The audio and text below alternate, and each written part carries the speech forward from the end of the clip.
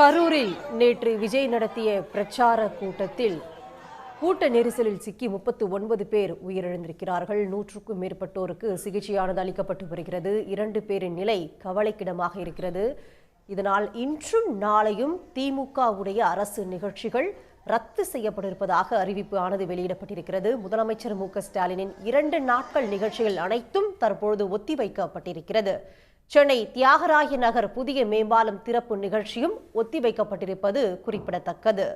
நாளை முதலமைச்சர் ராமநாதபுரம் செல்ல இருந்த நிகழ்ச்சியும் இதனால் ரத்து செய்யப்பட்டிருக்கிறது. இது பற்றி விரிவான தகவலை தர காத்திருக்கிறார் செய்தியாளர் பிரபாகரன்.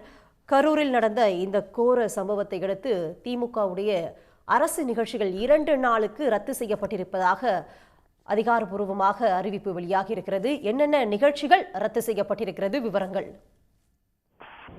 கரூரில் நேற்று நடைபெற்ற தாவேகாவுடைய அந்த பிரச்சார பொதுக்கூட்டத்தில் கூட்ட நெரிசலில் சிக்கி உயிரிழந்தவர்களுக்கு அஞ்சலி செலுத்தும் விதமாக இன்றைய தினம் நடைபெற இருந்த திமுகவுடைய அனைத்து நிகழ்ச்சிகளும் ரத்து செய்யப்படுவதாக திமுக சார்பில் அதிகாரப்பூர்வமாக அறிவிக்கப்பட்டிருக்கின்றது. கூட்ட நெரிசலில் சிக்கி உயிரிழந்தவர்களுக்கு அஞ்சலி செலுத்தும் விதமாக இந்த நிகழ்ச்சிகள் ஒத்திவைக்கப்பட்டிருக்கின்றன. அதே வேளையில் முதலமைச்சர் நேற்று இரவே போர்க்கால அடிப்படையில் நேற்று இரவே அனைத்து அதிகாரிகளுடன் ஆய்வு மேற்கொண்டார். தொடர்ந்து தலைமைச் செயலகத்துக்கு சென்று அதிகாரிகளுடன் ஆய்வுகள் மேற்கொண்டார். நேற்று நள்ளிரவே கரூர் சென்று சிகிச்சை பெற்று வரக்கூடியவர்களை நேரடியாக சந்தித்து அவர்களுக்கு ஆறுதல் தெரிவித்துவிட்டும், அதே போல அவர்கள் விரைவில் குணமடைய அவர்களிடம் கேட்டுக்கொண்டும், அதே போல உயிரிழந்தவர்களுடைய குடும்பத்தினை சந்தித்து ஆறுதல் தெரிவித்துவிட்டும் இன்று முதலமைச்சர் சென்னை திரும்பி இருக்கின்றார். இந்நிலையில் முதலமைச்சருடைய 2 நாட்கள் நிகழ்ச்சி ரத்து செய்யப்பட்டிருப்பதாக அரசு தரப்பில் அதிகாரப்பூர்வமாக தெரிவித்திருக்கின்றது. முதலமைச்சர் கலந்து கொள்ளக்கூடிய நிகழ்ச்சியானது இன்று மாலை சென்னை தீநகரில் தெற்கு உஸ்மான் சாலையில் இருந்து கட்டப்பட்டிருக்கக்கூடிய புதிய மேம்பாலம் திறப்பு, அதே போல நாளைய தினம்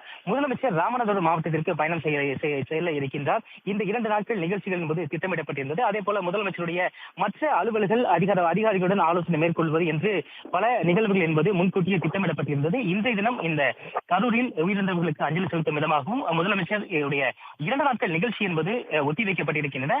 அந்த அடுத்த கட்டமாக எப்பொழுது இந்த நிகழ்ச்சிகள் என்பது தொடர்பாக அதிகாரப்பூர்வமாக அரசு அறிவிக்கும் என எதிர்பார்க்கப்படுகிறது. அதேவேளை முதலமைச்சர் இந்த போர்க்கால அடிப்படையில் அமைச்சர்கள் முகாமிட்டு அங்கு சிகிச்சை பெற்று வரக்கூடியவர்களுக்கு தேவையான உதவிகளை செய்வதற்கும் அரசு முழு இயந்திரம் முழுமையாக கரூரில் சிகிச்சை பெற்று வரக்கூடியவர்களை முழுவதுமாக அவர்கள் குணமடைய வைப்பதற்கான அனைத்து நடவடிக்கைகள் மேற்கொள்ளப்பட்டு வருகின்றது. இது தொடர்பாக முதலமைச்சர் அவ்வப்போது அதிகாரிகளுடன் அவருடைய முகாம் அலுவலகத்தில் ஆலோசனை மேற்கொள்வார் என்று எதிர்பார்க்கப்படுகிறது.